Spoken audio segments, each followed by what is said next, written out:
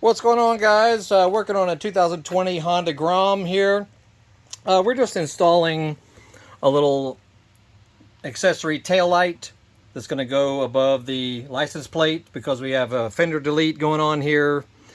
It's very easy though, because these lights only have two wires, usually a red and a black, and your existing harness will have a yellow and green.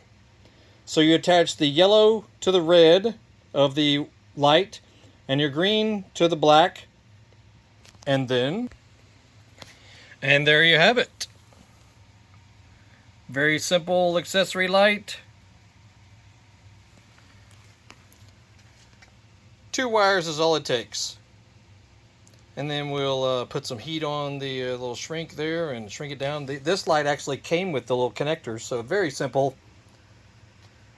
And there you have it. Check out our videos on this bike. We've got more videos about it, stuff we've done, maintenance, service, upgrades, stuff. Always adding more, so check it out. And Google Horsepower House. We're all over the internet, including eBay, Amazon, to Facebook. We've got a Facebook page and two YouTube channels. So check it out. Y'all have a good day. We'll see you.